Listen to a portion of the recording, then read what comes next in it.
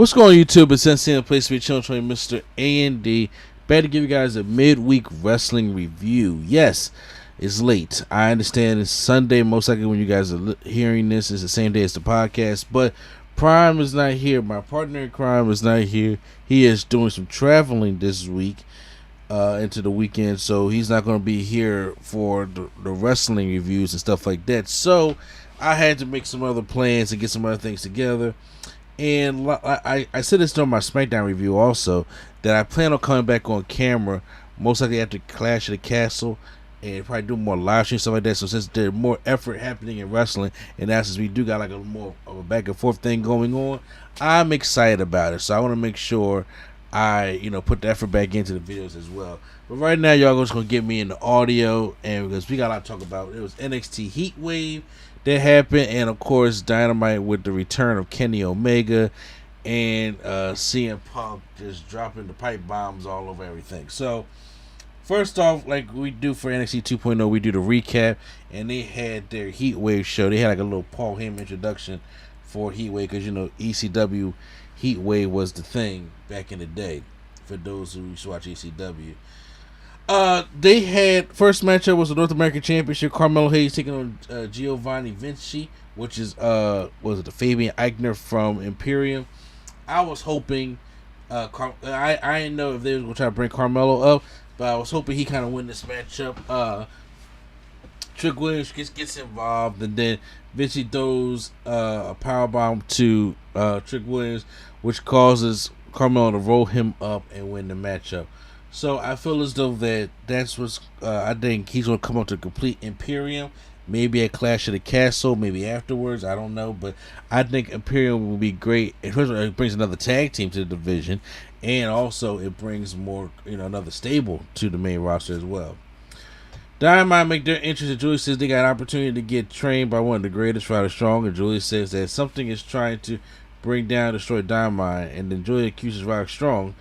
And then Ryder Strong basically saying, he want to give him guidance, and then he said that he will put the Creed brothers against the Usos.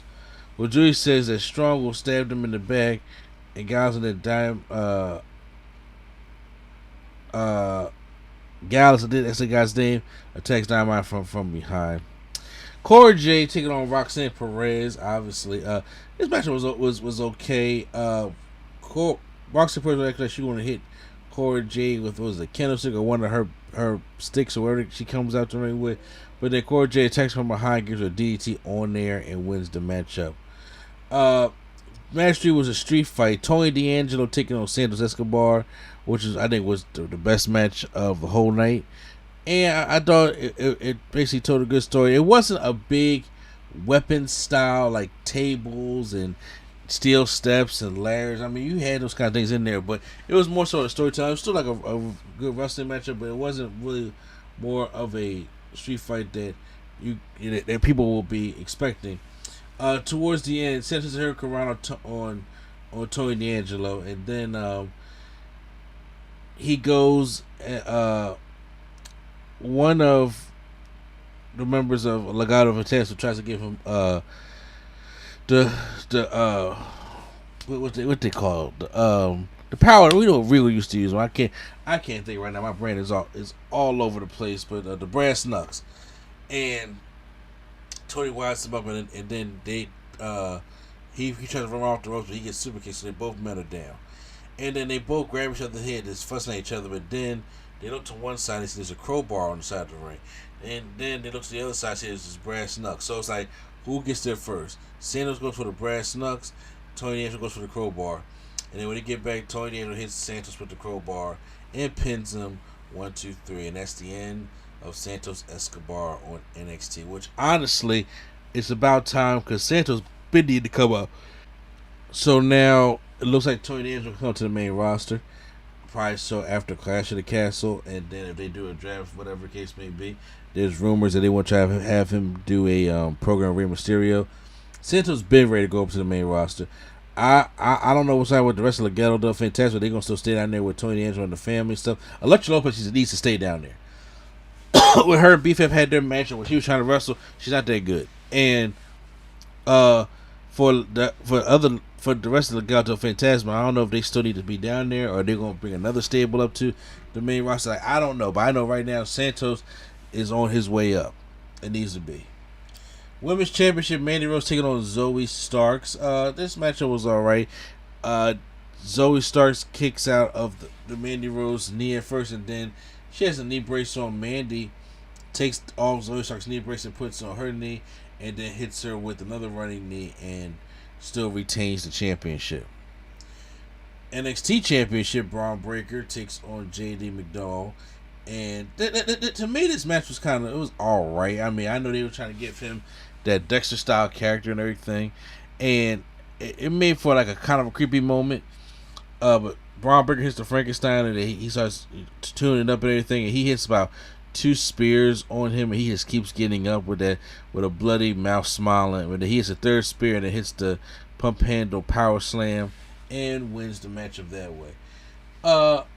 After the matchup, Tyler Bate comes down, and then they have a stare down, and that's probably who's going to be your new challenger, Tyler Bate against Braun Breaker. So that was NXT Heatwave. It was all right. You know what I'm saying? It wasn't nothing special. I've seen better shows than that. It did not hold a candle to what happened on AEW House of Dragons. So it's time to go into AEW Dynamite. It's Wednesday. Well, not really, but it's Wednesday. You know what that means. And it's time for the House of the Dragon. I'm not a big Game of Thrones guy. I have not watched Game of Thrones, but that was the theme was around. And of course, we got ourselves some good matches here and returns and stuff like that. But we don't even start off with that. We start off. CM Punk comes out, and then he comes out to the ring, and then all of a sudden he just starts spitting, because before he even talks about Moxley or anything like that, he goes right off into Hangman. I'm like, what the fuck was going on here? He says, haven't been here in some time. I have some business to attend to.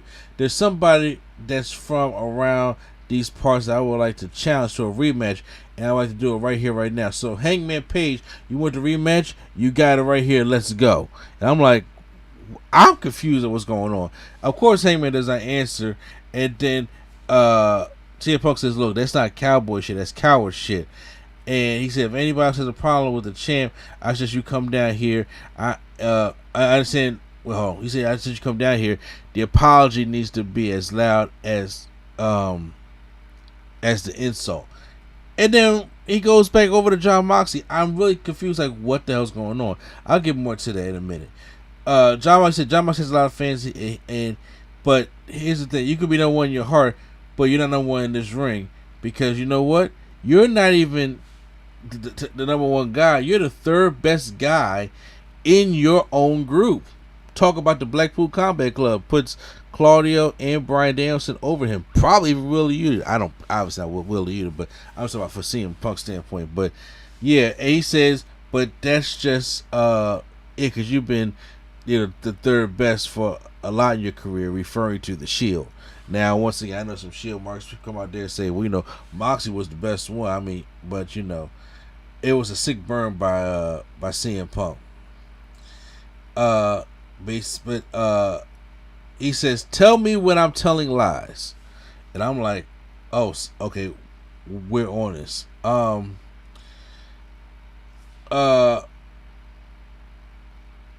Then he was just like, you know, he was coming to everybody talking about his friends. He says, you know what?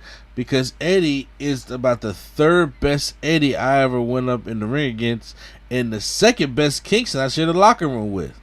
And I was just like, yo, what is going on? Tell me what I'm telling lies, he was saying. He said, I know what it takes to be the best in the world. I know what it takes to what it's like to lose. Jon Moxley's been number 2. You can boo if you want. Moxley is the 3rd. And then actually start going to that stuff like that. And he said, I want to test myself again. I have yet to defend this title, and that's why I'm going to do it all out. I'm looking to test my belt against Moxley's belt. Then Moxley enters the ring. He gets to the microphone. He says, look out, everybody. CM Punk dropping pipe bombs. He says he's doing what he does best. Ryan checks that his body, as he's shaking his foot, can't cash, because he was definitely limping down. Look like he was limping down to the ring last week. And they says you think that microphone in your hands is power, but it's the real world. It's just a microphone. And then he said, those words you spit don't mean shit. That belt on your shirt don't mean shit. The belt on my shirt don't mean shit till I beat you. I'm the heart and soul of this company. And CM Punk was like, you can be the heart and soul, I'll be the dollars and cents. I was like, what's he on one tonight. Moxie comes out, he says, look, we both know you came over to AEW because you ran out of money. We both know that you lost your fighting spirit a long time ago. You want to prove me wrong? Go ahead and do something about it. I don't think he's going to do shit. CM Punk's like, well, we got a match coming up at a pay-per-view. If I do anything, I'm afraid you're just going to bleed all over. Because there has been a talk. It seems like ever since Moxley became the interim champion, every match he had, he's just busted open. I'm just like, what the hell's going on? So then they start fighting, and they have a good pull-apart brawl and start fighting and everything like that. Now, I will be talking more about this on the podcast tonight, because by the time you hear this, it's on Sunday. I will be talking more about this on the podcast, but there has been some legit heat going on with CM Punk and Hangman Page backstage off of something that happened with a promo that Hangman delivered right before Double or Nothing. And I think it was involving Colt Cabana and CM Punk's personal stuff, where he went off script. So CM Punk was reportedly mad and threatened to walk out of AEW and all that kind of stuff like that. And I'm just like, okay, whoa, we gotta figure out what the hell's going on here. Later on in the day, they announced that the championship match between CM Punk and Moxley is going to be next week. And I'm like, okay, is this a mislead type thing, or are they really going to try to do this big match next week opposed to doing it at All Out? I'm like, because that's obviously the biggest main event you can get. And then I'm trying to think to myself, like, what is really going on? Like, are they going to try to add Hangman to the match and make it a triple threat because of this Hangman shit? Are they going to try to turn a real life shoot thing into a work? Like, because obviously CM Punk is really mad about something. Or is Tony Khan punishing CM Punk to the point where he's going to just put the belt on Moxley, which I think will honestly probably be a mistake when it comes to what they're trying to sell it All Out. Because right now, the way this feud ended, even though they was throwing some weak looking punches in the ring now, but the way that this feud has been, it seems like this will be a very intense main event. And it'll be a great main event for All Out. And I'm like, I don't know what the whole pushing it up to Dynamite is really going to do. I hope, TK is not being a panic person like Eric Bischoff, and it's like, we need a ratings boost. And I'm like, yeah, but this ain't the way to do it. But I seriously doubt he's doing the Eric Bischoff, Goldberg, Hogan thing where they sold out the Georgia Dome just to, for Goldberg to win a championship. I'm thinking it's more along the lines, maybe about storyline, or I don't know, maybe CM Punk's foot is not 100%. But even still, why would you do like a spin-off match or anything like this week instead of trying to let it heal all well? We got a couple more weeks until All Out. There's a lot of confusion going on, and I don't necessarily know what's going on with that. Tony Schiavone was backstage with Powerhouse Hobbs. He says, Powerhouse says, I don't need no friends. By the way, his voice does not match who he is. Ricky Starks, your true colors came out. You told the world you were okay with losing. I'm not okay with losing. For 2 years, I had your back, and I was hired to do one thing: make sure you stay champion, and you couldn't do it. And as far as QT Marshall and the Factory, I got something for them too. So nobody cares. So now we're getting into the first match of the 2 out of 3 falls. The American Dragon Bryan Danielson taking on the Dragon Slayer from the Jericho Appreciation Society, Daniel Garcia, with Jericho being on commentary for his matchup. Ricky the Dragon Steamboat was the special guest timekeeper, and Jericho was talking about how much he hates Steamboat and how much he's a good Steamboat's a good 2 shoes, and he hated him in 2009 and hates him now and all that kind of stuff. If anybody can remember the WrestleMania and Backlash matches from that year where Steamboat was doing really good.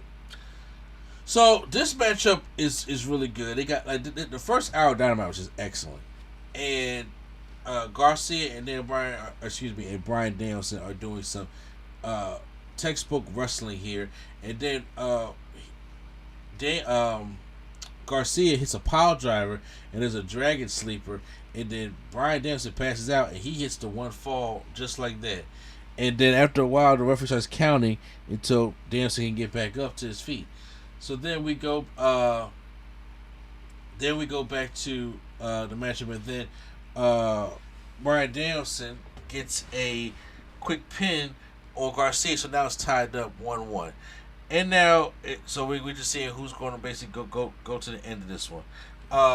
These guys really put on a classic here. It was fun.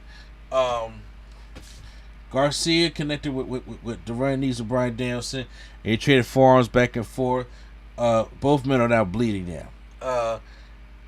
I think Garcia a little bit more than Danielson. It wasn't like, Moxley style blood, to say the least. Garcia flipped Danielson and then began to stomp on Danielson's face. And then Bryan Danielson countered and started to headbutt the Garcia right in the chest. Garcia goes for the triangle sleeper, but then Bryan Danielson turned on his hip and put Garcia in the LeBell lock, and Garcia was out. And that was all she wrote. Bryan Danielson beats Garcia in a 2 out of 3 falls, 2 falls to 1. Good matchup. That was the first hour, so this match got about 30 minutes. 30 minutes to tell a good story. The first falls were kind of, well, the first fall and second fall were kind of more quickly, but yeah, I like something that's gonna be fleshed out if you're gonna do like a long match like that. But I still think it was excellent.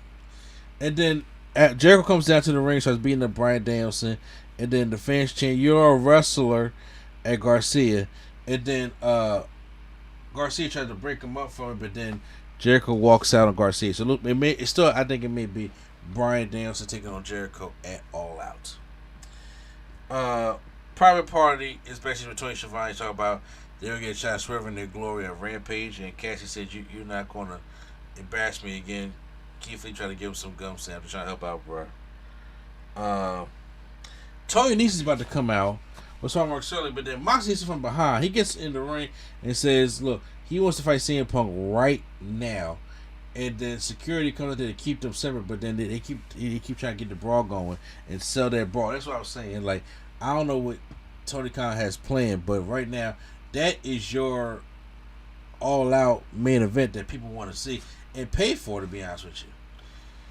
Jericho said he wanted to talk to Dan Garcia next week on Dynamite, but then Ricky Steamboat came up there, interrupted him, and said that, Bryan Danielson should be the one that could take him under his wing instead of you.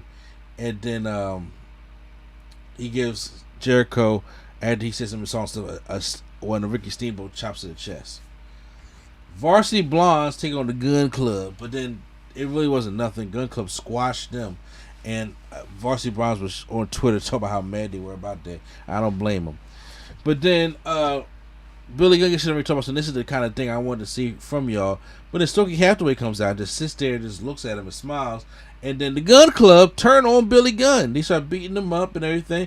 Looks like they're going to join Stokely Hathaway, and then the Acclaim come down and save Billy Gunn from the Gun Club. Jungle Boy comes out to the ring a couple weeks ago. He says he can't wear his special T-shirt, and it got me in a lot of trouble, and fans boo because of that.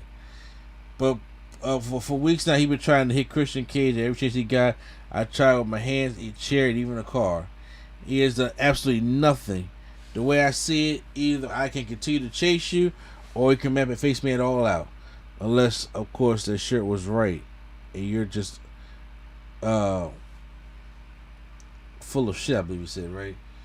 Christian Cage walks out. He says, so Jungle Boy, you challenging me to a match at All Out? My answer is no. It's not for the reason you think. Things are getting out of hand. Listen, at the end of the day, believe it or not, I'm proud of you. Okay? That's sadistic Christian. I'm proud of you. I had to go home after last week, and I had to do some reflecting, and I'm going to get this right if it's okay. Listen, obviously frustrated, boiled over. We lost tag team championships, and we said some things that I don't think either of us meant. The usual crap. I don't want to fight you. I don't want to rush you. I want to fix this. I want to go on another run, but this time I want to take you to the promised land. At the end of the day, we're family, Jungle Boy, and I love you. You're like a son to me. Come back home. Jungle Boy took Christian Cage down to the ground and started beating the shit out of him, because that's what it's supposed to be. And Christian finally got away and kicked Jungle Boy, gave him a low blow. They went him to the steel steps and told he hit his guts, but Jungle Boy grabbed Christian Cage's arm, placed it into the steel steps, and then stomped on it. So, looks like we're going to definitely get our all-out matchup. Toni Storm takes on Kylie King. Wasn't really much stuff here, just to put Toni Storm over. She wins with the Pendulum DDT, and it's just basically to get her here to for Thunder Rosa at All Out. They got to help try to build something. I also do believe that come from Rampage, we may get a Jade Cargill Athena match at All Out as well. The main event, though, is the Trios Championship quarterfinal matchup. We have Andrade with Russian Dragon Lee taking on the Young Bucks, and the mystery opponent is Kenny Omega. Kenny Omega is returned, the worst kept secret in wrestling. He's there. He has like a compression shirt on. He's not fully healthy, okay? But I'll tell you, for somebody who's not fully healthy, Kenny Omega, that is one talented brother. That man goes in there, and you can't even tell that he's not fully healthy because he will go in there and hit a V-trigger on you like something crazy. Now, of course, it's a Young Bucks match, so it is really hard to get notes for notes with this one. But Kenny Omega and was doing all kinds of stuff, and I was shocked to see how much stuff that he can actually do, especially with that. Kenny at the end, Kenny Omega hit Dragon Lee with some nasty V triggers, and he followed up with a V trigger to Dragon Lee, and then Omega smashed Dragon Lee with the One Wing Angel and pinned him, and then they advanced in the tournament. After the match, Andrade attacked Dragon Lee, so that alliance is done.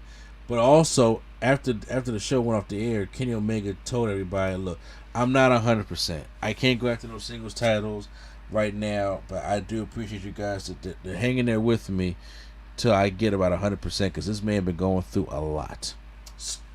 So, what did you guys think of AEW? Well, right now, when it comes between AEW Dynamite, the Game of Thrones version, and NXT Heatwave, AEW takes it, especially that first hour alone takes it. Heatwave was just like a place so that you like just kind of got through it, but AEW had the better show this week.